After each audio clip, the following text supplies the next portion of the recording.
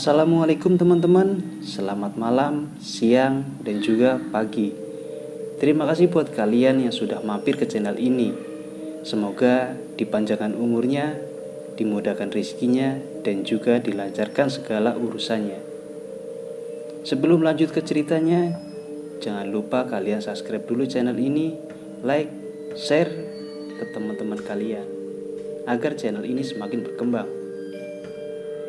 Oke teman-teman, ini saya akan bercerita, masih di kisah nyata tentunya. Semoga berkenan. Selamat mendengarkan.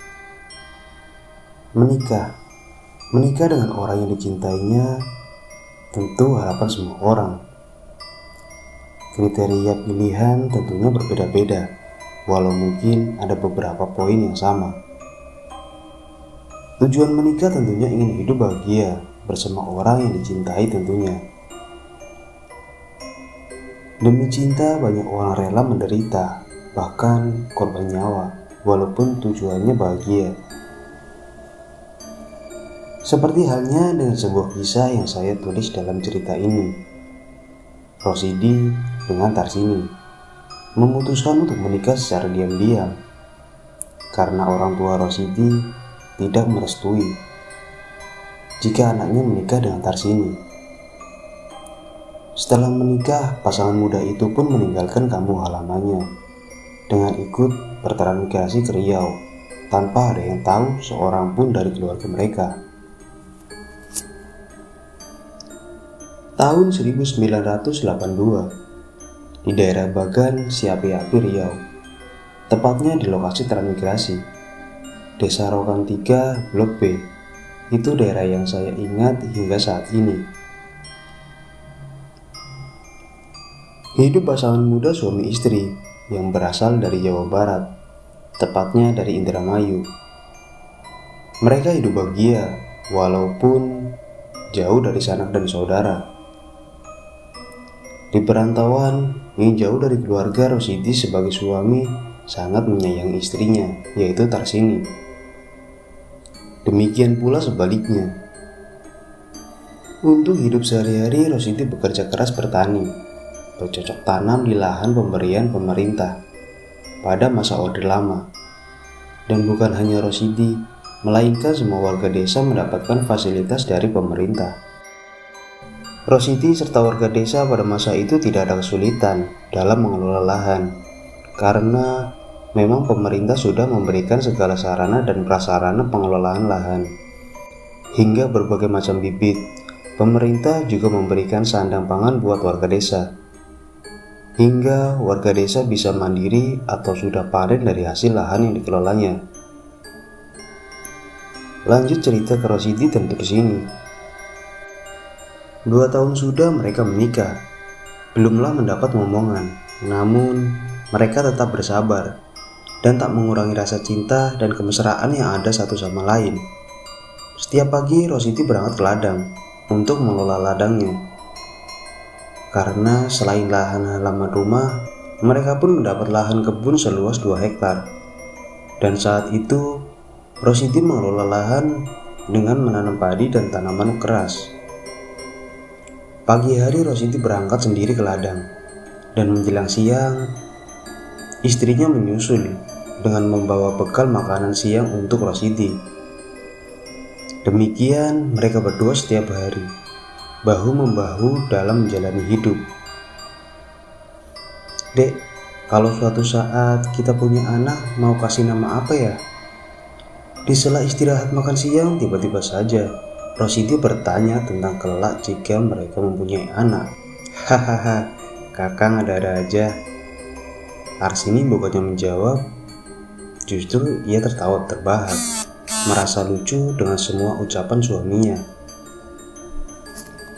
Alah Kang, aku aja belum hamil, gimana bisa kita punya anak? Ujar Tarsini sambil tertawa. Mendengar ucapan istrinya, Rosidi ikut tertawa. Ya siapa tahu esok atau lusa deh hamil.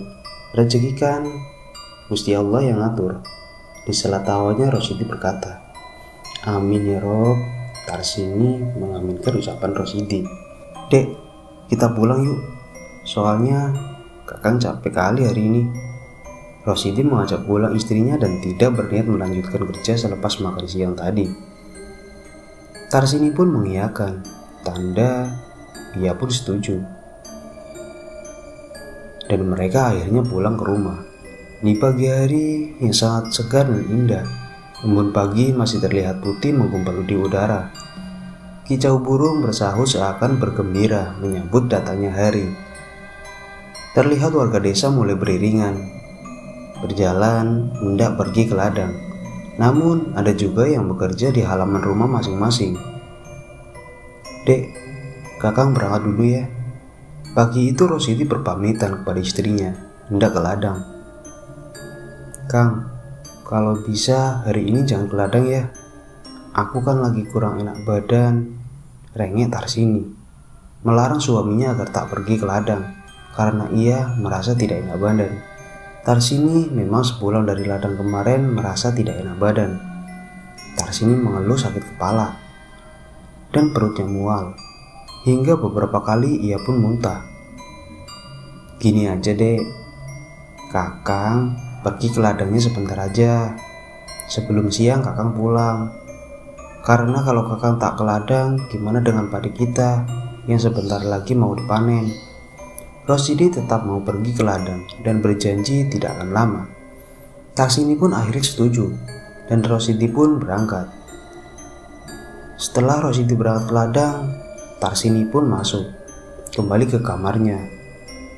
Ia kembali membaringkan tubuhnya di kasur karena saat itu benar-benar merasa pusing dan mual-mual. Akhirnya Tarsini tertidur. Jam 10 pagi Tarsini terbangun karena ia mendengar suara ketukan pintu depan rumahnya.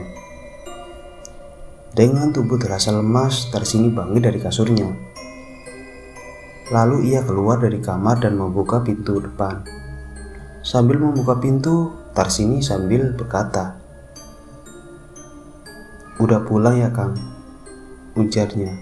Namun di depan pintu, Tarsini tidak melihat suaminya. "Kang, Kang." Tarsini memanggil suaminya, namun tak ada jawaban. Tarsini pun menutup kembali pintu itu. Lalu ia pun berjalan menuju pintu dapur dan membukanya. Karena ia berpikir mungkin suaminya lewat pintu belakang, namun tetap ia tak menjumpainya. "Apa aku bermimpi ya?" gumam Tarsini, bicara sendiri. Tarsini memutuskan untuk memasak karena memang ia harus masak buat makan suaminya nanti sepulang dari ladang. Singkat cerita, waktu sudah menunjukkan pukul 12 siang. Namun suaminya belum juga pulang dari ladang. Padahal tadi pagi suaminya berjanji tidak akan lama. Namun Tarsini tetap berpikir positif. Mungkin dia lupa keasikan kerja, pikir Tarsini. Setelah selesai memasak, ia pun kembali istirahat di kamarnya. Hingga waktu menunjukkan pukul 4 sore. Rosidi belum pulang juga dari ladang. Tentunya perasaan Tarsini mulai resah. Ia pun khawatir, takut terjadi sesuatu hal yang buruk terhadap suaminya. Karena suaminya tidak pernah hingga sesore ini belum pulang dari ladang. Tarsini keluar rumah dan mendatangi rumah tetangga 3 rumah dari rumahnya. "Assalamualaikum, Umi, Mi." "Waalaikumsalam." Tak lama berselang, dari dalam rumah itu terdengar suara menjawab salam. Dan pintu rumah pun terbuka. "Ada apa, Dek?" tanya pemilik rumah itu yang seorang ibu-ibu. "Mi, Kang Rosidi belum pulang dari ladang dari tadi pagi, Mi," ujar Tarsini dengan raut wajah khawatir pada ibu pemilik rumah yang biasa dipanggil Umi. "Loh, biasanya adik kan pergi bareng ke ladang?" tanya Umi ke Tarsini. "Iya, Mi, aku 2 hari gak enak badan, kepala aku pusing dan perutku mual, jadi aku gak ikut ke ladang," jawab Tarsini. "Mi, bisa gak minta tolong ke Papa susulkan Kang Rosidi ke ladang Aku khawatir ada apa-apa sama suamiku, karena gak biasanya dia belum pulang sampai sore gini. Tarsini meminta tolong ke suami Umi untuk menyusulkan suaminya. Singkat cerita, akhirnya Umi menyampaikannya kepada suaminya untuk menyusul Rosidi ke ladangnya. Dan suami Umi pun berangkat dengan 2 orang tetangga lainnya menyusul Rosidi ke ladang. Ladangnya Rosidi memang tidak terlalu jauh, kira-kira 2 km dari rumahnya. Namun, pada saat itu masih banyak hutan berlantara di sekeliling desa itu. Makanya, warga desa paling lama jam 3 sore udah kembali ke rumah masing-masing. Pertimbangan takut karena masih banyak binatang buas di area hutan. Tarsini masih menunggu di rumah Umi. Ia belum mau kembali ke rumahnya sebelum suaminya pulang. Menjelang maghrib, suaminya Umi dan 2 tetangganya kembali. Namun, tidak terlihat Rosidi bersama mereka. Tentu saja hal itu membuat Tarsini semakin risau. Mana suamiku, kok gak ikut pulang Pak Ustadz? Tarsini kepada suaminya Umi, yang ternyata beliau sebagai Ustadz. Saya dan teman-teman tak menjumpai suamimu di sana, Dek. Kami sudah mencarinya dan memanggilnya, tapi dia gak ada. Berhubung hari sudah hampir maghrib, kami memutuskan untuk pulang karena kami tidak bawa senter dan senjata apapun, tutur Pak Ustadz. Jadi suamiku kemana ya? Tarsini saat itu bukan cuma khawatir, ia mulai menangis. Umi berusaha tetap menenangkan Tarsini agar tetap tenang. Tenang dulu ya Dek, habis sholat maghrib nanti saya umumkan di masjid dan kita cari bersama-sama. Demikian Pak Ustadz berkata dan berjanji akan melakukan pencarian setelah maghrib. Iya Pak Ustadz, aku minta tolong ya, jawab Tarsini sambil menangis. Singkat cerita, setelah sholat maghrib diumumkan oleh Pak Ustadz perihal belum pulangnya Rosidi dari ladang. Semua warga desa kompak malam itu juga mencari Rosidi di ladang dan sekitarnya.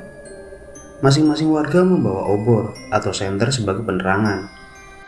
Selain itu, warga pun masing-masing membawa senjata tajam sebagai perlindungan diri dari hal yang mungkin sewaktu-waktu diserang binatang buas. Mulai memasuki area kebun dan hutan, warga sudah memukul pentungan dari bambu sambil memanggil nama Rosidi.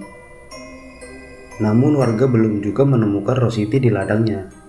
Warga terus menyisir ladangnya Rosidi hingga memasuki area hutan. Tiba-tiba saja terdengar suara geraman, seperti suara harimau atau apalah. Intinya warga yakin itu suara binatang buas. Mendengar suara geraman itu, sontak warga terkejut, bahkan ada rasa takut. Bapak-bapak, agar lebih tingkatkan lagi kewaspadaan. Saat ini kita berada di dalam hutan, ujar Pak Ustadz. Lalu dengan komando Pak Ustadz, mereka pun melanjutkan pencarian. Dengan suara pentungan dibunyikan lebih keras lagi, hingga terlihat kelebatan warna hitam dan besar melompat dari pohon ke semak belukar yang diiringi suara geraman. Melihat hal itu, warga semakin mempercepat langkahnya dengan kewaspadaan penuh mengejar kelebatan hitam tadi, yang diyakini warga itu seekor beruang besar. Hingga warga berada tepat di bawah pohon besar, di mana beruang itu melompat dan berlari masuk ke tengah hutan. Sejenak warga berhenti dan memeriksa situasi area bawah pohon itu. Pak Ustadz, lihat ini Pak. Tiba-tiba saja dari sebelah kiri pohon seorang warga berteriak memanggil Pak Ustadz, seraya mengarahkan cahaya senternya ke bawah pohon itu. Pak Ustadz pun mendatangi warga itu, yang ternyata Wak Jono yang berteriak. Setelah mendekat, Pak Ustadz dan warga melihat bercak darah begitu banyak. Di antara daun kering, tercium bau amis darah yang begitu menyengat. Wak Jono serta yang lainnya terus mengikuti jejak dan percikan darah itu dengan senter masing-masing. Astagfirullah, Pak Ustadz. Kia anak lambini siapa ya? Ake temen ketie, ujar Pak Tanari, seraya terus menyorotkan cahaya senternya ke satu titik di sebelah pohon besar itu. Ia menemukan satu helai pakaian berbahan kaos berwarna biru muda yang terlihat penuh dengan bercak merah darah yang masih basah. Pak Ustadz bersama Pak RT yang saat itu ikut serta terkejut melihat temuan Pak Tanari. Dengan menggunakan kayu sebagai pengait, baju itu ditarik Pak Tanari karena posisinya agak sulit dijangkau dengan tangan. Astagfirullah, semua warga yang berada di tempat itu beristighfar dan tegang melihat baju itu. Dalam pikiran mereka mulai berpikir dan mengaitkan dengan kehilangnya Rosidi. Dengan ditemukan selai baju kaos, warga mulai melebarkan pencariannya. Di seputaran ditemukannya baju itu. Mereka pun mengatur cara pencarian. Berhubung tengah di dalam hutan dan baru saja terlihat seekor beruang besar di area tersebut. Dengan pertimbangan itulah membagi tugas. Sebagian fokus mencari dan sebagian mengawasi sekitarnya, berjaga-jaga bila tiba-tiba saja ada serangan dari binatang buas.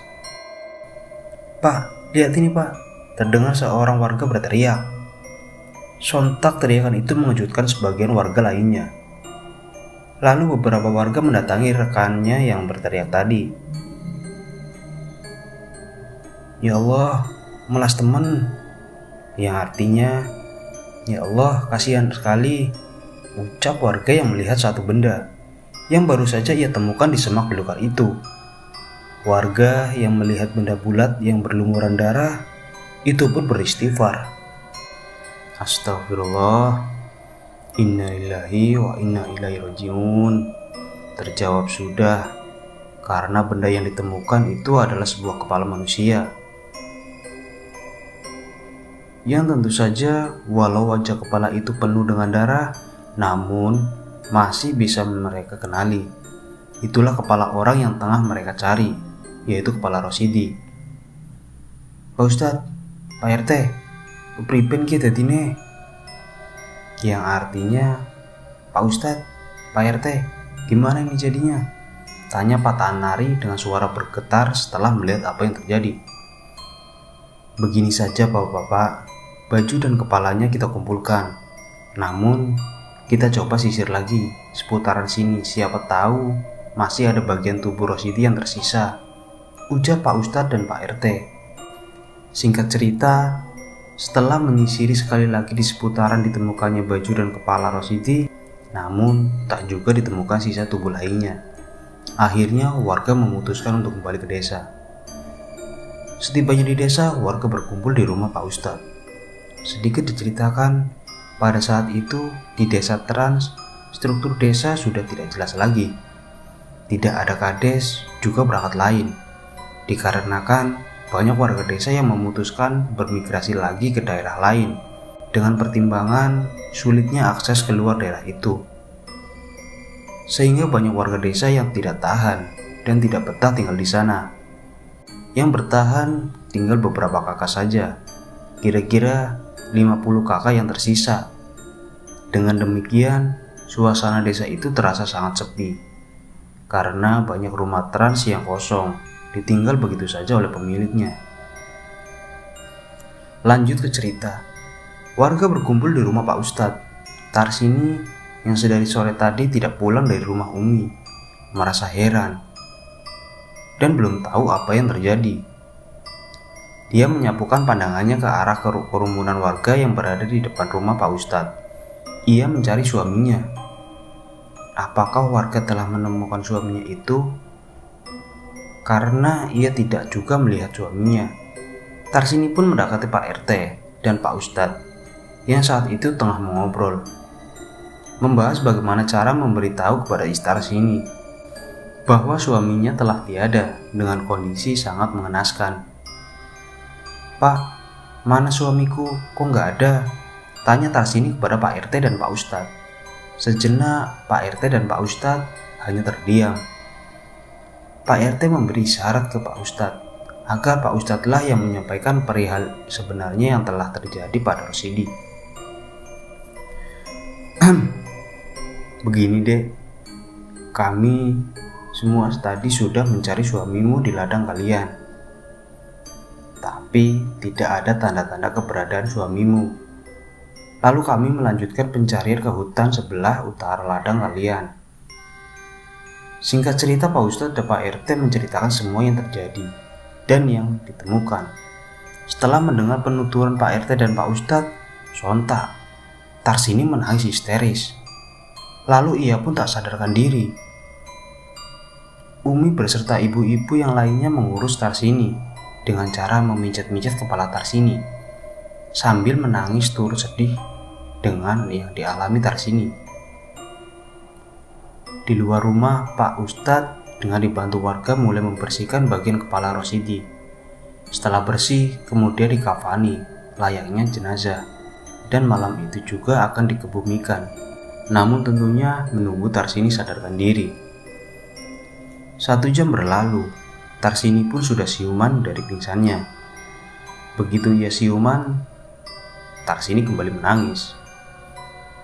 Gusti Allah, kenapa suamiku kau biarkan dimakan binatang buas? Lalu aku dengan siapa lagi di dunia ini ya Allah? Aku ingin ikut mati saja ya Allah. Tarsini meratapi nasib hidupnya. Istighfar dek, yang ikhlas ya.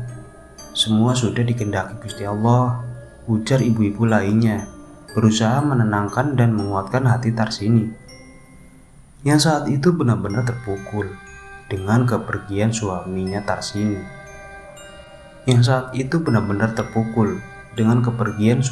Dengan tragis. Perlahan Tarsini mulai sedikit tenang. Dan setelah Tarsini tenang, Pak Ustadz mendekatinya dan berbicara. Maaf dek, saya mau minta izin sama adek. Berhubung kondisi almarhum suamimu tidak memungkinkan jika berlama-lama, rencana malam ini juga kami mau mengebumikannya. Apa adik mau melihat terlebih dahulu? Tapi saya mohon adik harus kuat ya, ujar Pak Ustadz ke Tarsini. Sejenak Tarsini hanya terdiam. Ia hanya menangis. Terlihat kedua matanya sembab karena menangis. Lalu Tarsini menggelengkan kepalanya pelan dan menjawab, "Aku nggak sanggup pak. Ya udah, kebumikan aja suamiku pak." Lalu Tarsini menangis lagi. Setelah diizinkan Tarsini, Pak Ustadz pun bersama warga segera berangkat ke area pemakaman yang letaknya di perbatasan desa Blok B dengan Blok C, yang jaraknya hanya 1 km dari rumahnya Pak Ustadz. Jenazah Rosidi pun dikebumikan di sana, walau yang dikebumikan hanya sebuah kepala saja. Setelah dikebumikan dengan penuh haru, warga pun meninggalkan Rosidi dengan tenang. Dan saat itu, Rosidilah yang pertama menghuni area pemakaman di desa itu. Singkat cerita, sebulan dari kebumikan Rosidi, di rumah Pak Ustadz pun terlihat ibu-ibu tengah melaksanakan yasinan. Mereka begitu peduli, walau saat itu hari sudah larut malam. Dan kemudian dilanjutkan dengan pembacaan doa dan tahlil oleh bapak-bapak. Tahlilan meninggalnya Rosidi dilaksanakan di rumah Pak Ustadz selama 7 hari. Dan malam itu malam ke-7, Tarsini terlihat mulai mengikhlaskan kepergian suaminya itu. Namun, suatu hal yang wajar jika ia sesekali masih terlihat meneteskan air matanya jika tengah mengingat suaminya telah tiada. Atas saran Pak Ustadz dengan Umi agar Tarsini tinggal di rumah mereka, karena kasihan jika Tarsini seorang diri di rumahnya. Pak Ustadz memiliki anak yang lumayan banyak. Saat itu beliau mempunyai 6 anak. Namun anak ke-1 dan ke-2 di Pekanbaru tengah melanjutkan sekolah. Dengan demikian Tarsini tidak merasa kesepian jika berkumpul di rumah Pak Ustadz. Lanjut cerita Tarsini. Di malam ke-7 tahlilan Rosidi, warga berkumpul di rumah Pak Ustadz. Setelah yasinan dan berdoa untuk Rosidi, saat itu Tarsini terlihat lelah dan meminta izin untuk membaringkan tubuhnya sejenak di kamar. Di tengah warga dengan khusyuk membaca yasin, tiba-tiba saja, Kang Rosidi, awas Kang, lari Kang." Warga dikejutkan oleh suara seseorang yang berteriak dari dalam kamar. Sontak warga terkejut dan sejenak menghentikan pembacaan yasinan. Umi langsung masuk ke dalam kamar, di mana Tarsini tadi berbaring istirahat. Benar saja, ternyata Tarsini sudah terduduk sambil menangis. "Kenapa, Dek?" tanya Umi dengan lembut. "Aku bermimpi, Mi. Aku mimpi melihat Kang Rosidi waktu sedang kerja diterkam beruang besar dan diseret ke dalam hutan, Mi," ujar Tarsini sambil menangis. Umi sangat paham bagaimana perasaan Tarsini saat itu. Umi berusaha untuk menenangkan Tarsini agar Tarsini tenang dan sabar. Di ruang keluarga, terdengar warga melanjutkan kembali pembacaan surat Yasin. Suatu hari, kira-kira pukul 9 pagi, Umi mengajak Tarsini membersihkan ikan. Karena tadi jam 7 Pak Ustadz dapat ikan banyak dari bubunya. Bubu adalah perangkap ikan yang terbuat dari bambu atau rotan. "Dek, ayo bantu Umi bersihkan ikan. Kita buat dendeng aja biar awet, biar gak suntuk juga kan," ajak Umi ke Tarsini. "Ayo, Mi," jawab Tarsini dengan senang hati. Ia pun sudah mulai bisa tersenyum dan mau mengobrol. Alhamdulillah, Umi dan Tarsini pun membersihkan ikan-ikan itu di belakang rumah yang memang dibuat seperti teras. Perumahan trans di desa itu berbentuk rumah panggung karena daerahnya daerah pasang surut air. Sambil membersihkan ikan, Tarsini bersama keluarga Pak Ustadz mengobrol dan sesekali diselingi canda, hingga dapat mengurangi dukanya Tarsini. Di saat asik membersihkan ikan, tiba-tiba saja Tarsini merasa perutnya mual dan kepalanya pusing hingga ia muntah. Melihat Tarsini muntah, tentu saja Umi khawatir. Apalagi seketika wajah Tarsini terlihat pucat. "Kamu kenapa, Dek? Kamu sakit ya?" Lalu Umi memijit-mijit kepala bagian belakang Tarsini dan mengoleskan minyak angin di bagian pelipis serta tengkuknya Tarsini. "Dek, jangan-jangan kamu hamil," ujar Umi ke Tarsini sambil terus memijit Tarsini. "Masa iya, Mi, aku hamil?" jawab Tarsini, merasa tak yakin jika ia saat ini tengah hamil. "Adek sudah berapa lama gak halangan, Dek?" tanya Umi lagi ke Tarsini. Karena memang pada saat itu di pedesaan yang jauh dari kota, untuk memastikan seorang wanita hamil yaitu dari waktu terakhir ia haid. Karena tak ada bidan apalagi dokter, yang ada hanya dukun bayi. "Aku sudah lama, Mi, gak halangan. Mungkin sekarang masuk ke bulan ketiga," jawab Tarsini ke Umi. Maklumlah, pada saat itu di perkampungan di usia masih sangat muda sudah menikah. Saat itu Tarsini pun baru berusia 18 tahun. Jadi ia belum paham atau belum mengerti bahwa ia tengah hamil atau tidak. "Oh alah, Dek, kamu ini sedang hamil. Pantesan kamu sering mual," tutur Umi ke Tarsini. Mendengar penuturan Umi yang saat mengatakan ia hamil, Tarsini terlihat termenung. Lalu ia menangis. "Loh, kok nangis? Seharusnya Adek bahagia, Dek," ujar Umi dengan lembut ke Tarsini. "Iya, Mi, aku bahagia, tapi aku sedih juga. Karena 2 hari sebelum Kang Rosidi meninggal, dia bilang sama aku waktu di ladang, kalau nanti kami punya anak mau dikasih nama apa," ujar Tarsini ke Umi di tengah isak tangisnya. Sesaat Umi terdiam. Tak terasa bening air matanya Umi pun menetes. Tentunya sesama wanita turut merasakan kesedihannya Tarsini. "Yang sabar ya, Dek. Adek harus jaga kesehatan, biar adek dan anak yang ada dalam kandunganmu sehat ya," ujar Umi memberi semangat Tarsini. Hari demi hari terus berjalan. Tak terasa usia kandungan Tarsini menginjak usia 9 bulan. Perut Tarsini pun terlihat besar. Sore itu Tarsini meminta izin ke Umi. Malam nanti ia hendak tidur di rumahnya, dengan alasan mereka rindu dengan rumahnya. Ya, selama ini semenjak suaminya meninggal, Tarsini tinggal bersama keluarga Pak Ustadz dan Umi. Namun sesekali ia pulang ke rumahnya, dan malam hari Tarsini tidur di rumah Pak Ustadz. "Mi, nanti malam aku tidur di rumahku ya, Mi. Kangen rasanya aku dengan Kang Rosidi, Mi," ujar Tarsini ke Umi, yang saat itu tengah mengangkat ikan-ikan yang sedari pagi dijemur supaya kering. Mendengar Tarsini meminta izin untuk bermalam di rumahnya, Umi sedikit terkejut dan menghentikan kegiatannya. Lalu Umi memandang Tarsini dengan raut khawatir. "Aduh dek, gak usah, adik lagi hamil besar.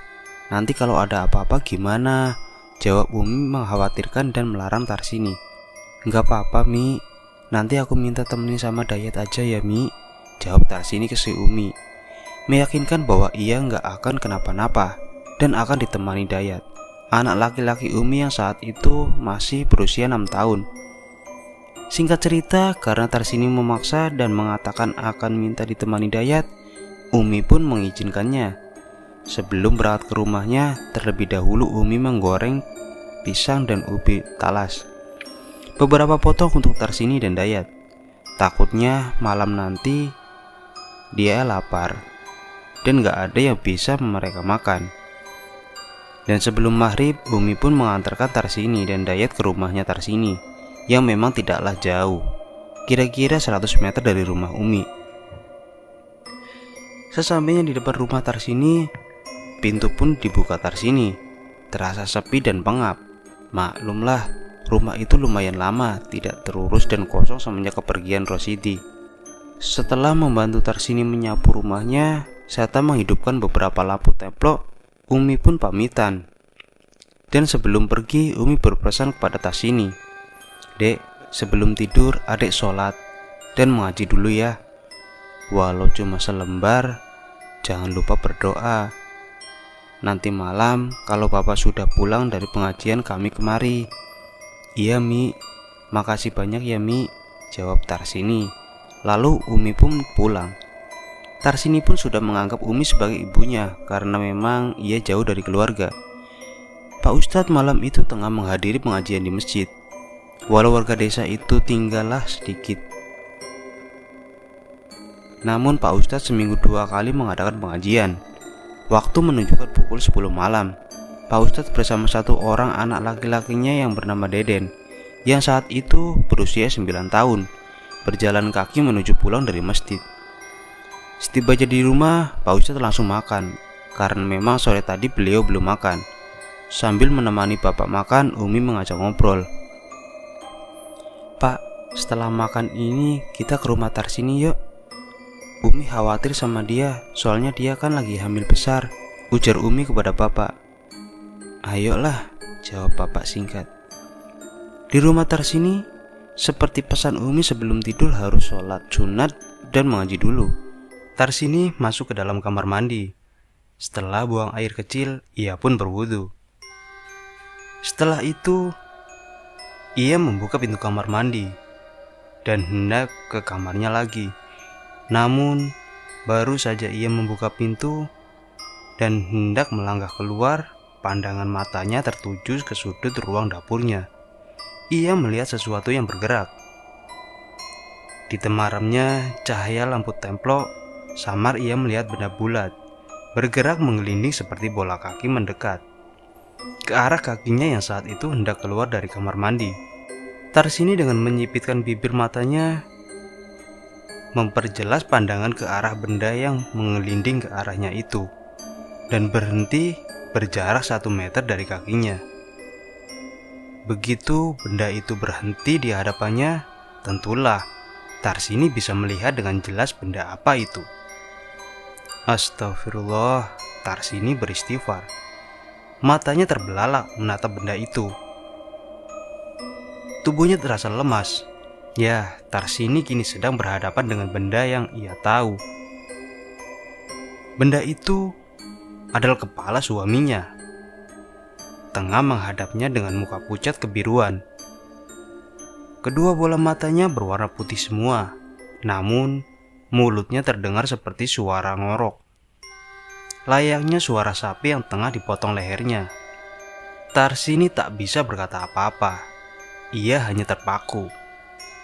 Bruk, Tarsini terkulai dan terjatuh di depan kamar mandi dengan posisi terduduk, serta tidak sadarkan diri.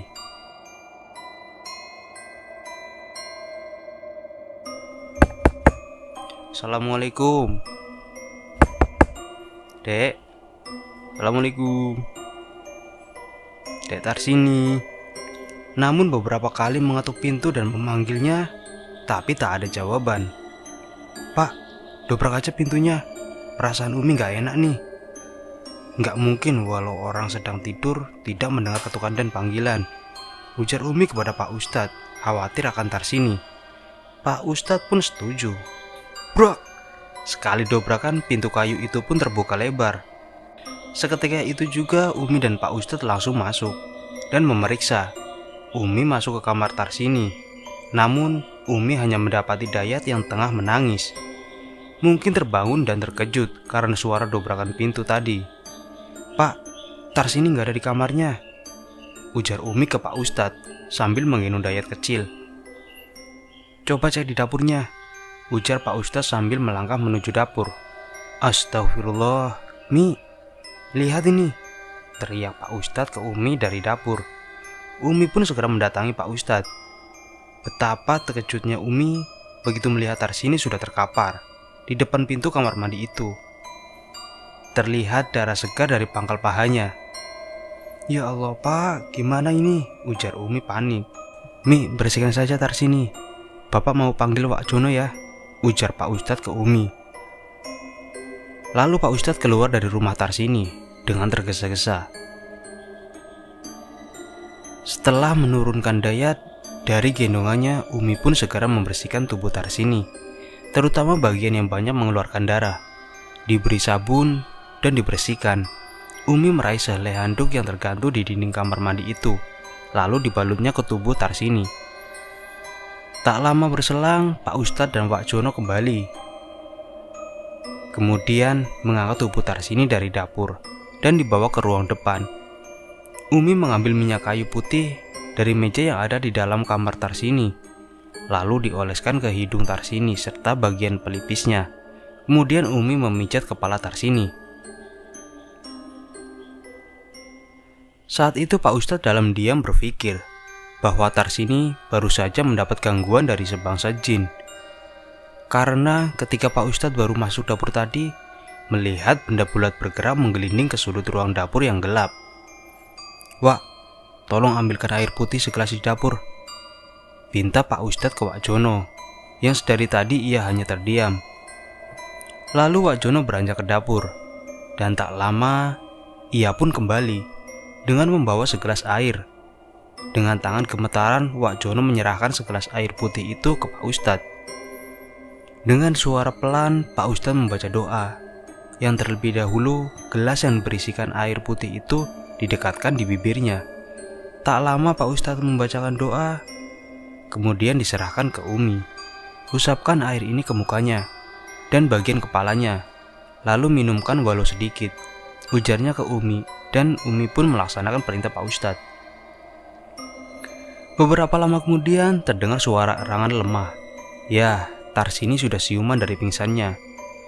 Melihat Tarsini sadar, Umi sangat senang.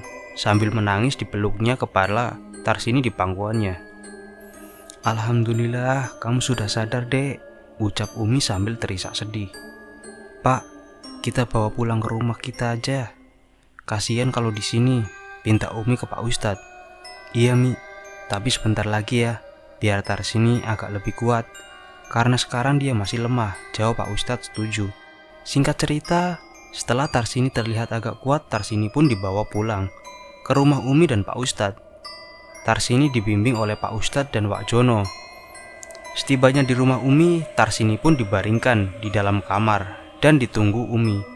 Umi memang menyayangi Tarsini dengan segala permasalahannya. Pak Ustadz dan Wak Jono duduk di teras sambil mengobrol. Dan Teh Nunung, anak ketiga Pak Ustadz dan Umi yang saat itu berusia 15 tahun, membuatkan 2 gelas kopi hitam dan membawakan sepiring gorengan pisang. Pak Ustadz, saya rasa Tarsini tadi dapat gangguan, ujar Wak Jono membuka obrolan. Mendengar ucapan Pak Jono, Pak Ustadz mengerutkan kening, seraya menatap Wak Jono.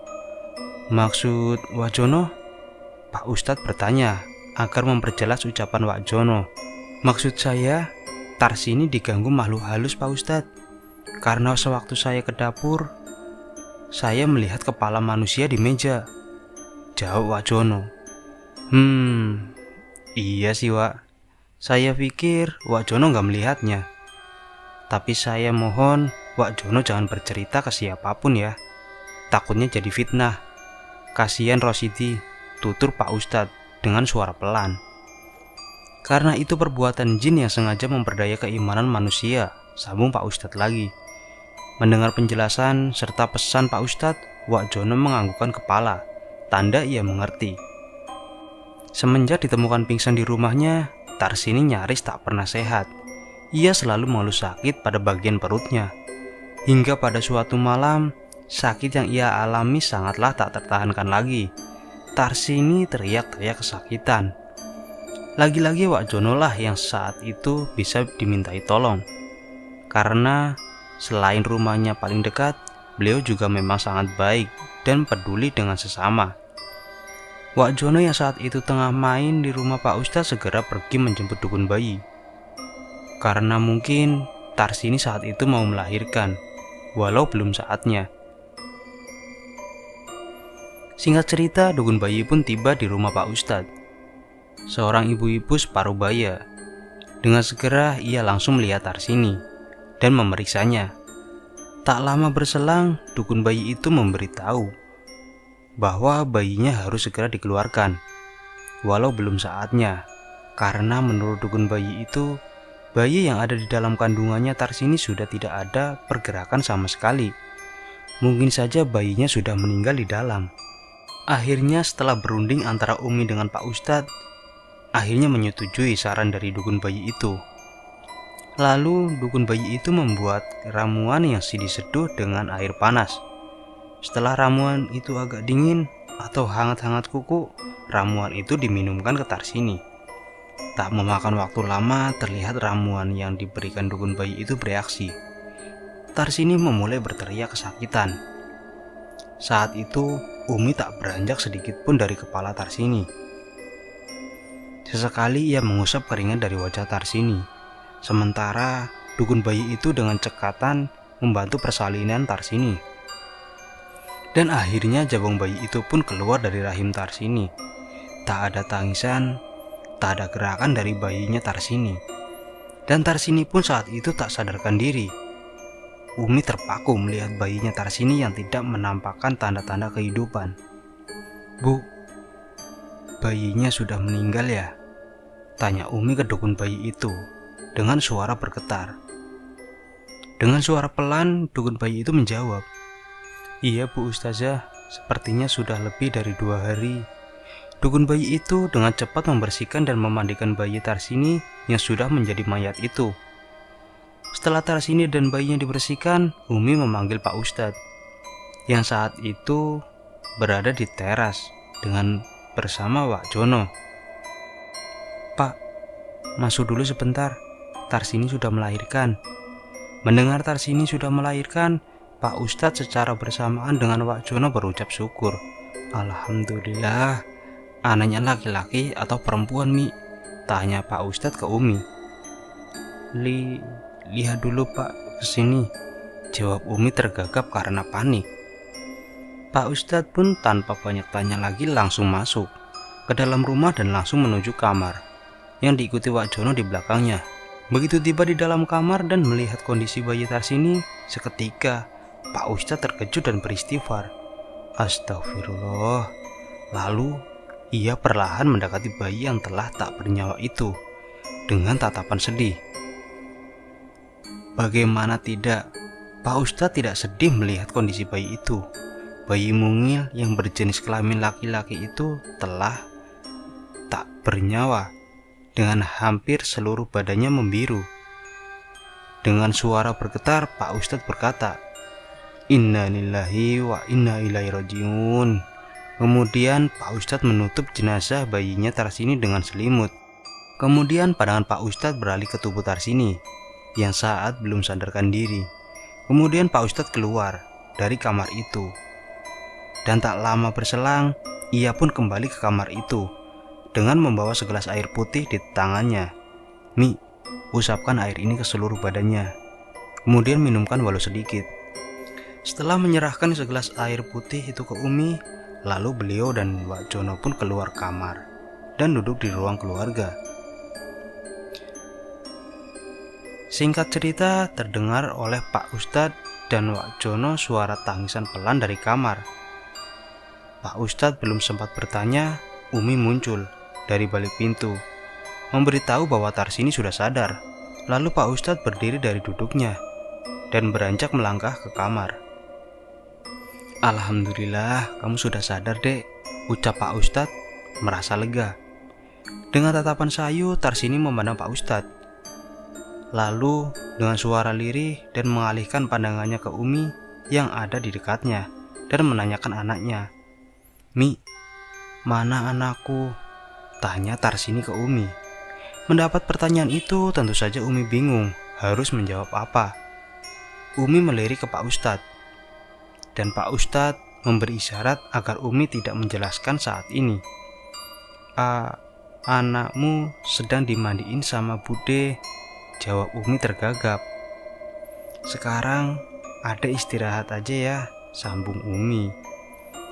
"Mi, Pak, minta maaf ya sudah menyusahkan Umi sama Bapak. Terima kasih sudah sayang sama aku." Dengan suara lirih, Tarsini berbicara kepada Pak Ustadz dan Umi. Tentu saja kata-kata Tarsini seketika membuat Umi menangis. "Jangan ngomong seperti itu, Dek. Umi sama Bapak sudah menganggap kamu anak angkat kami. Kami sayang sama kamu dan tidak pernah merasa direpotkan," jawab Umi sambil memeluk kepala Tarsini dan menangis. "Iya, Mi. Makasih ya, Mi. Udah sayang sama aku. Tapi sepertinya aku tak kuat lagi, Mi," sambung Tarsini dengan suara semakin lirih dan terlihat kesulitan bernapas. Melihat gelagat dari Tarsini, dengan cepat Pak Ustadz mendekati Tarsini dan membisikkan sesuatu yang tentunya membuat semua orang merinding dan sedih. Pak Ustadz membisikkan 2 kalimat syahadat di telinga Tarsini. Terdengar suara Tarsini mengikuti bisikan dari Pak Ustadz. Lalu terdengar suara tersedak dari mulut pucat Tarsini. Seketika itu pula ia terkulai, tak bernyawa lagi. Inna lillahi wa inna ilaihi rajiun. Tarsini menyusul anak dan suami tercintanya dengan tenang. Pak Ustadz menatap tajam tangan serta leher Tarsini yang putih bersih itu. Terlihat urat-urat hijau membayang di balik kulit putih itu, yang beberapa saat kemudian tak terlihat lagi. Garis urat yang bersembulan tadi. Dengan suara pelan ia berkata dan diiringi jatuhnya bening air matanya. "Betapa sakit dan pedihnya sakaratul maut itu ya Allah. Ampunilah segala dosa kami ya Allah." Demikian yang terucap dari bibir Pak Ustadz. Lalu Pak Ustadz bersama Wak Jono keluar kamar meninggalkan Umi dan dukun bayi yang sedang menangis di dekat jenazah Tarsini dan anaknya. "Wak Jono, tolong sekarang juga ke masjid, umumkan di speaker ya." Pak Ustadz minta tolong ke Wak Jono. "Tapi Ustadz, saya nggak bisa. Bagaimana kalau saya ke rumah Pak Tanari? Minta tolong umumkan." Sejenak Pak Ustadz mengerutkan keningnya mendengar jawaban Wak Jono yang mengatakan ia tak bisa ke masjid. Lalu, "Ya sudah, bagaimana baiknya saja, Wak," ujar Pak Ustadz. Kira-kira 30 menit kemudian terdengar suara speaker toa dari masjid. "Assalamualaikum warahmatullahi wabarakatuh. Inna lillahi wa inna ilaihi rajiun. Telah kembali ke rahmatullah saudari kita Tarsini, tutup usia 18 tahun. Singkat cerita, beberapa saat kemudian beberapa warga, walau hari masih bisa dikatakan tengah malam, berdatangan. Baik ibu-ibu, apalagi bapak-bapak. Mereka berdatangan dengan masing-masing membawa penerangan, mulai dari lampu pertomak hingga ada yang membawa obor.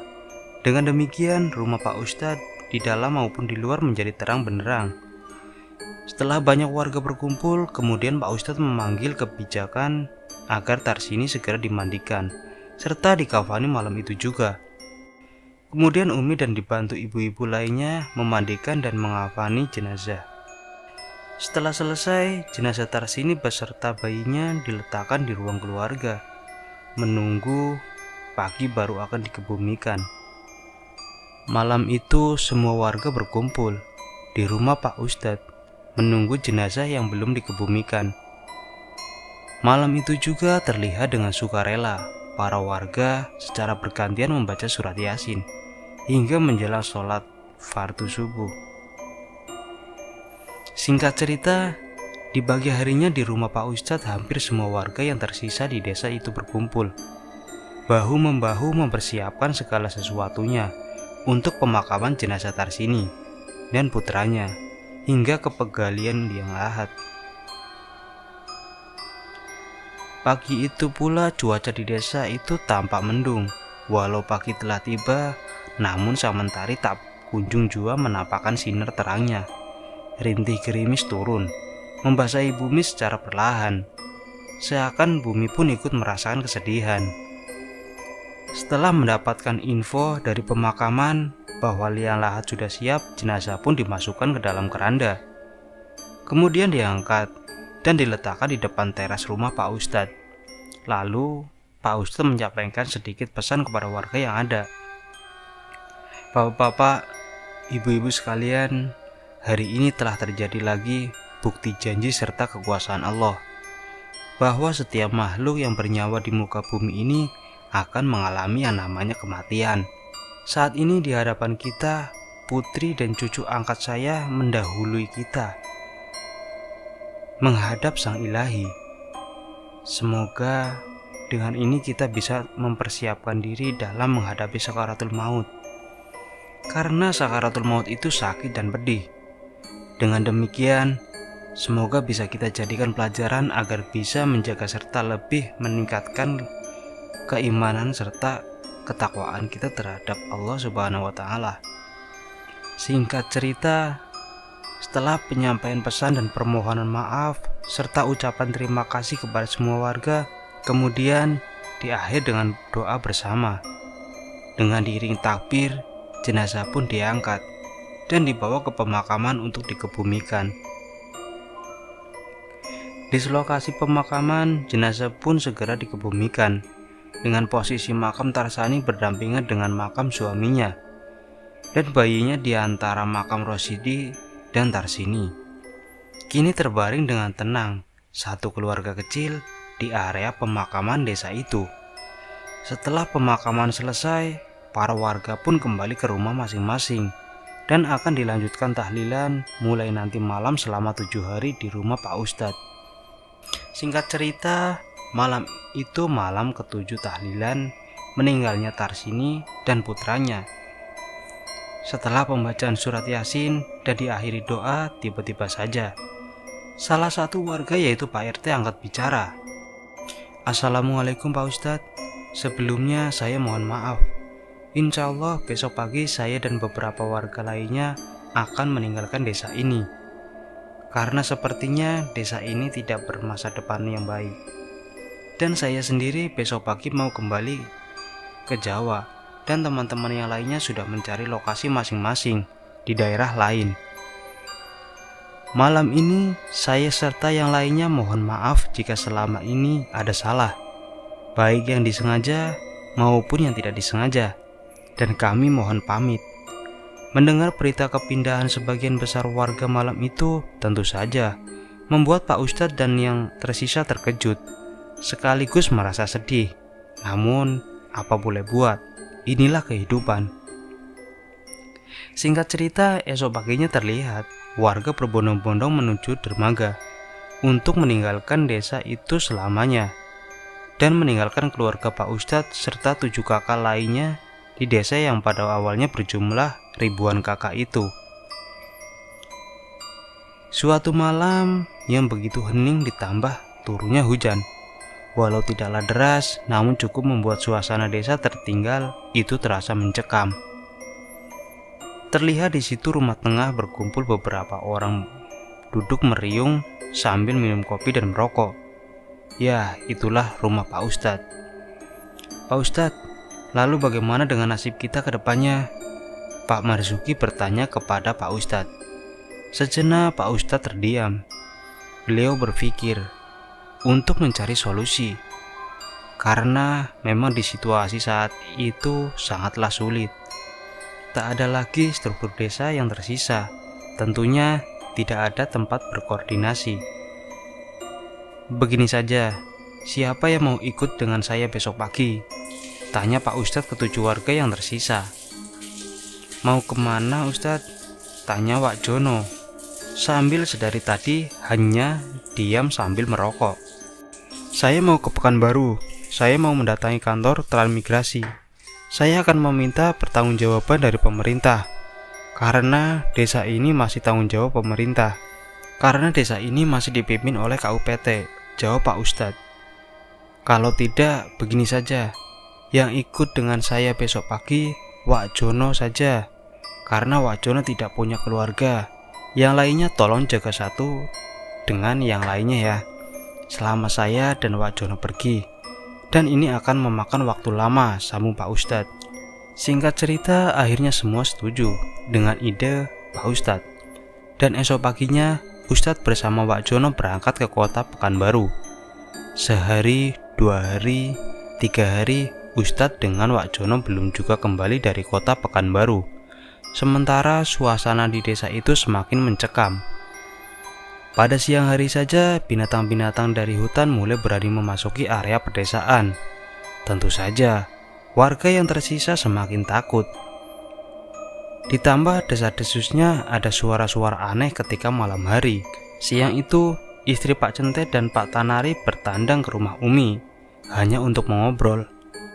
Umi, tadi malam dengar sesuatu nggak di luar rumah? Suara apa, Bu? Umi nggak dengar suara apapun, jawab Umi, sambil terus mengupas ubi talas hendak digoreng. Masa iya, Mi? Udah 2 malam, seperti ada orang menangis di depan rumah kami. Suara perempuan menangis, Mi.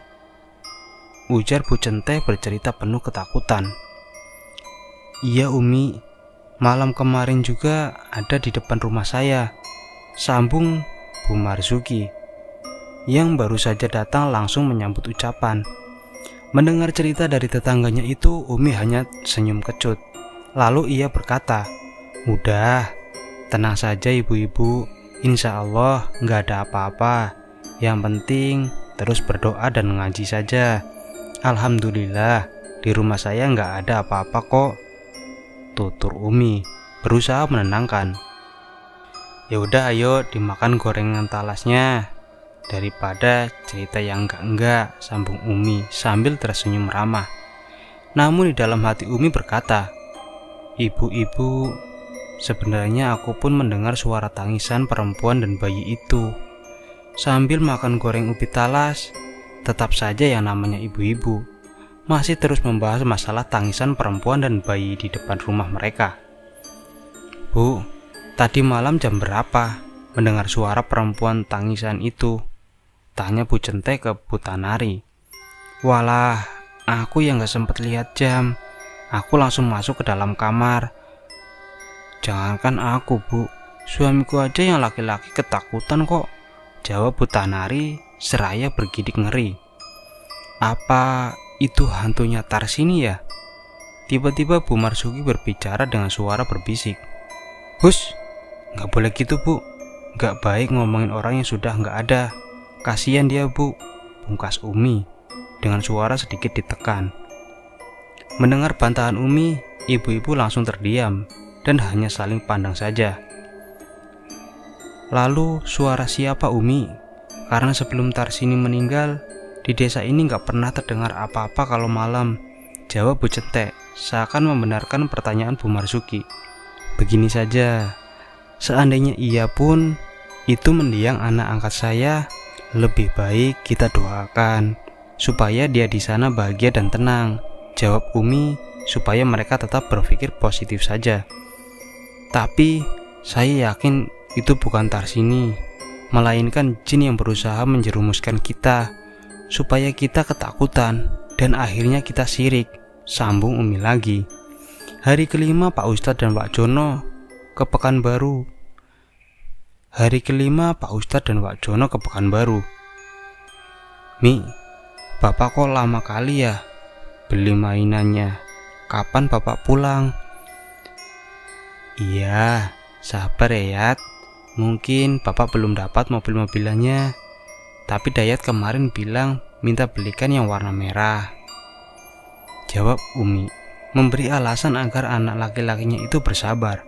Walau sebenarnya Umi pun mulai bertanya-tanya dalam hati kapan Bapak pulang. Tanpa terasa siang pun berganti petang.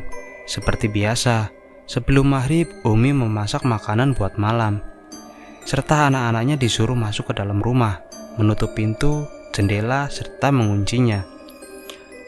Lampu-lampu minyak dan lentera sudah dihidupkan di teras depan dan juga belakang. Anak-anaknya pun semua sudah berwudu, persiapan melaksanakan sholat fardu maghrib, dan dilanjutkan dengan mengaji atau membaca Al-Quran. Selesai mengaji, Umi berserta anaknya berbaring di ruang keluarga, karena memang semenjak Bapak ke Pekanbaru mereka memilih tidur bersama di ruang keluarga. Tiba-tiba saja Neneng, adik perempuan Dayat, yang saat itu baru berusia 3,5 tahun, menunjukkan telunjuknya ke arah pintu kamar bekas kamarnya Tarsini. Mi, ada Mbak, ujarnya dengan suara cadelnya. Sontak Umi terkejut, namun Umi tak melihat ke arah yang ditunjuk putri kecilnya itu. Umi membantah ucapan putrinya itu dan menyuruh agar segera tidur saja. Ah, nggak ada nak, udahlah tidur aja, udah malam nih, ujar Umi dengan suara bergetar. Entahlah bagaimana perasaan Umi saat itu, tapi Umi sosok ibu yang sangat luar biasa, tangguh serta bijaksana. Umi pun menidurkan anak-anaknya seperti biasa, didengarkan sholawat Nabi, hingga tak memakan lama anak-anaknya pun tertidur pulas. Setelah putra-putrinya tertidur, kini justru ia sendiri yang tak dapat tidur. Samar terdengar suara tawa perempuan, serta kepakan air di bawah rumah. Karena memang saat itu air tengah pasang. Dari celah lantai papan terasa angin yang begitu dingin, seperti sengaja seseorang menghembus-hembus dari bawah rumah. Walau sedang tidak tidur, namun Umi enggan rasanya untuk membuka mata, walau hanya sedikit, karena Umi menyadari saat itu ada yang tengah memperhatikannya dari dalam kamar depan, yang saat itu pintunya tidak tertutup. Mi, mana selimutku Mi? Aku kedinginan. Tiba-tiba saja ada suara lirih memanggil Umi dari belakangnya. Posisi Umi saat itu berbaring miring menghadap ke dinding sambil memeluk Neneng, membelakangi pintu kamar Nunung, anak ketiganya, dan bekas kamar almarhumah. Mendengar suara seseorang memanggilnya, Umi sedikit pun tak bergeming, karena ia sangat mengenal dengan baik suara itu. Namun tak hanya sampai di situ. Dek, jantung Umi terasa berhenti berdetak seketika. Tiba-tiba saja Umi merasakan ada telapak tangan yang memegang pada pergelangan kakinya. Terasa begitu dingin, sedingin es. Seketika tercium aroma seperti aroma jenazah tengah dimandikan, menyeruak seakan memenuhi ruang keluarga rumah Umi. Dengan tubuh gemetaran serta bulu roma meremang, Umi kini nekat bangkit dari baringnya. Lalu ia menguatkan sepenuh hati dan jiwanya, namun posisinya masih menghadap ke dinding. Lalu Umi berkata, "Aku tahu kamu bukanlah Tarsini. Jika kamu jin korinya Tarsini, kenapa kamu lakukan ini pada Tarsini?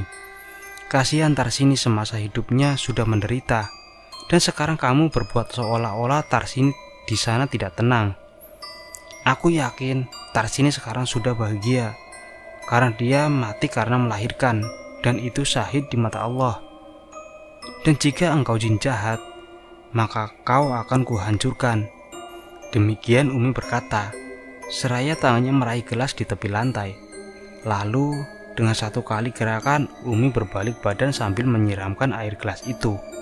Begitu Umi membalikkan badan dengan sekali gerakan, begitu jelas Umi melihat sosok perempuan tengah membelakangi Umi menghadap pintu kamar bekas Tarsini. Dan tentu saja telak mengenai punggung sosok itu. Seketika terdengar suara jeritan yang bisa membuat semua orang bergidik bila mendengarnya. Seketika itu pula sosok itu menghilang, menyisakan kepulan asap putih dan berangsur menghilang melalui ventilasi pintu dan jendela rumah itu. Setelah makhluk itu menghilang, sejenak Umi menghela nafas lega sambil terus berzikir dalam hatinya. Lalu Umi berdiri dan melangkah mengambil bungkusan putih yang terletak di meja, dan ternyata itu garam kasar. Setelah berada di tangannya, kemudian Umi menaburkan garam itu ke sekeliling rumahnya di bagian dalam. Setelah selesai, Umi ke dapur dan berwudu di kamar mandi yang ada di dekat dapur itu. Setelah berwudu, Umi kembali ke ruang keluarga. Terlihat anak-anaknya tengah tidur pulas. Kemudian Umi mengenakan mukena dan melaksanakan sholat malam, dan dilanjutkan dengan zikir. Setelah berzikir, lalu Umi berdoa dan berbisik sangat pelan, "Pak, cepatlah pulang jika semua urusannya sudah selesai. Entah cara apa yang Umi lakukan, mungkinkah cara seperti itu yang dinamakan telepati, atau menggerakkan hati seseorang dari jarak jauh. Wallahu a'lam." Singkat cerita, di hari ke-7 Pak Ustadz dengan Wak Jono ke Pekanbaru, warga yang tersisa di desa itu semakin resah. Pagi-pagi mereka datang ke rumah Pak Ustadz. Namun saat itu yang mereka jumpai hanya Umi dan anak-anaknya. Di pagi yang sungguh saat itu tidak cerah, karena 2 minggu terakhir memang desa itu terus diguyur hujan. Walau tidaklah terlalu deras hujannya, namun cukup membuat suasana hati begitu terasa sedih dan mencekam. Apalagi bila malam mulai menjelang. Buat kalian mungkin bisa membayangkan bagaimana suasana desa itu. Desa yang luas bisa menampung ribuan kakak, dan saat itu hanya dihuni 8 kakak saja. Tak ada listrik, tak ada komunikasi, bahkan jauh dari segala akses. Lanjut ke cerita. Assalamualaikum. Sisa warga yang tersisa datang ke rumah Ustadz, karena memang saat itu hanya Pak Ustadz dan Umi tempat warga bercerita segala keluh kesahnya, walau saat itu Pak Ustadz dan Umi tergolong masih muda. Waalaikumsalam. Pintu pun terbuka dari dalam. Loh, ada apa ini rame-rame? Ayolah masuk, sapa Umi sekaligus mempersilakan pada tamunya. Ndak usah Mi, di sini saja kita ngobrolnya, jawab Pak Cente. Ibu ayo masuk, bantu bikin kopi, ajak Umi ke ibu-ibunya. Oh iya, ada apa ini rame-rame? Tanya Umi membuka obrolan. Begini Mi, kira-kira kapan ya Pak Ustadz pulang? Kini Pak Marzuki yang langsung bertanya ke Umi. Umi dengan senyum menjawab dengan bijak. Insya Allah Bapak pulang hari ini. Doakan saja beliau selamat dan lancar segala urusannya. Amin. Mereka mengaminkan ucapan Umi. Cuma Mi, kami datang ke sini mau minta izin untuk menyambung rumah Umi sama Pak Ustadz untuk tempat kami tinggal. Karena kami sudah tidak tahan lagi. Setiap malam selalu saja ada gangguan, jawab Pak Marzuki menjelaskan. Sejenak Umi terdiam, mendengar keluh kesah serta rencana para warga. Namun, dengan tanpa ragu Umi mengambil keputusan dan menjawabnya. Ya sudah, jika memang itu yang bisa membuat bapak-bapak tenang dan nyaman silakan saja, jawab Umi memberi izin. Tapi Mi, sebaiknya nunggu Pak Ustadz datang dulu, tanya Pak Marzuki lagi. Tidak usah, biar nanti saya yang bicara sama Bapak. Oh iya, kapan akan dikerjakan? sambung Umi. Sekarang juga Mi, dengan pasti mereka menjawab. Singkat cerita, mereka dengan kompak, bahu-membahu menyambung rumah Pak Ustadz untuk tempat tinggal mereka. Dengan pertimbangan, dengan berkumpul mereka bisa saling melindungi jika ada sesuatu hal gangguan, karena rumah mereka saat itu memang berjauhan. Pemikiran mereka menyatu dengan rumah Pak Ustadz, mereka merasa aman. Ya, begitulah pemikiran mereka saat itu. Menjelang sore bangunan sudah selesai, karena memang pembangunan itu dibuat darurat. Tidaklah dengan model dan desain bagus, yang penting ada tempat tinggal. Sebelum maghrib mereka mulai angsur-angsur angkat barang pindah ke rumah Pak Ustadz. Lampu-lampu minyak sengaja mereka hidupkan di luar maupun di dalam rumah lebih awal, sehingga lumayan suasana di luar dan dalam menjadi terang ketika malam tiba. Umi hanya tersenyum tipis melihat mereka yang begitu serius menyambut malam. Di ujung jalan, di mana satu-satunya akses jalan keluar masuk desa, terlihat dari jauh dua orang berjalan kaki memasuki pedesaan yang sepi dan mulai temaram, karena sesaat lagi siang akan berganti malam. Dengan langkah cepat, mereka berdua berjalan, ingin segera tiba di rumah, perlu membasahi badan karena jarak tempuh dari dermaga lumayan jauh. Dua orang itu, Pak Ustadz dan Pak Jono, telah kembali dari Pekanbaru. Singkat cerita, Pak Ustadz merasa heran melihat bentuk rumahnya berubah. Ditambah begitu banyak lampu terpasang, nyaris di sekeliling rumah, pintu dan jendela tak ada satupun yang terbuka. Assalamualaikum, Pak Ustadz mengucap salam. Waalaikumsalam. Kembali Pak Ustadz sedikit terkejut. Beliau mendengar banyak suara laki-laki di dalam rumahnya. Pintu rumah terbuka, dan yang membuka pintu itu adalah Pak Marzuki. Alhamdulillah ya Allah. Begitu melihat Pak Ustadz yang datang, Pak Marzuki berteriak senang, hingga ia tak malu lagi memeluk Pak Ustadz seraya menangis. Udah, yang tenang, ayo masuk dulu ya. Kita sholat maghrib berjamaah dulu, dan baru kita ngobrol, ujar Pak Ustadz menenangkan Pak Marzuki. Singkat cerita, setelah melaksanakan sholat fardu berjamaah dan makan malam bersama, mereka bercengkerama. Masing-masing bercerita segala pengalaman sepeninggalan Pak Ustadz ke Pekanbaru. Umi hanya diam, tidak ikut menceritakan apa yang telah terjadi kepadanya. Pak Ustadz hanya manggut-manggut mendengar segala keluhan sahabat-sahabatnya itu. Lalu ia mulai berbicara. Bapak-bapak semua, yang pertama dan yang paling utama, kita tidak boleh takut dengan gangguan itu. Kita ini manusia yang diciptakan oleh Allah, lebih tinggi derajatnya dari mereka bangsa jin. Dan saya tegaskan, itu bukan Tarsini yang jadi hantu, karena Tarsini sudah bahagia di sana, insya Allah. Yang kedua, saya mengabarkan bahwa insya Allah 3 hari lagi kita akan pindah ke daerah Kampar. Di mana itu Kampar? Tak perlu saya jelaskan saat ini. Yang penting daerah itu lebih baik dan aman buat kita. Mulai besok pagi segera kemas barang yang mau dibawa. Tutur Pak Ustadz memberikan kabar. Alhamdulillah, terima kasih Ustadz. Kalau tak ada Ustadz, entah bagaimana nasib kami ini. Kami ini bodoh, nggak ngerti apa-apa, ujar mereka dengan penuh haru dan bersyukur atas segala upaya Pak Ustadz yang telah memperjuangkan nasib mereka. Singkat cerita, malam itu pun istirahat dan tidur. Demikian pula Pak Ustadz dan Wak Joni yang telah pulang dari Pekanbaru. Pukul 2 dini hari seperti biasa.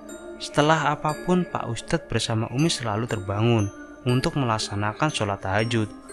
Dan ketika baru saja Pak Ustadz hendak keluar kamar, hendak menuju kamar mandi untuk berwudu, terdengar suara tangisan pilu dari luar rumah. Kanca-kanca, jangan tinggalin ingsun.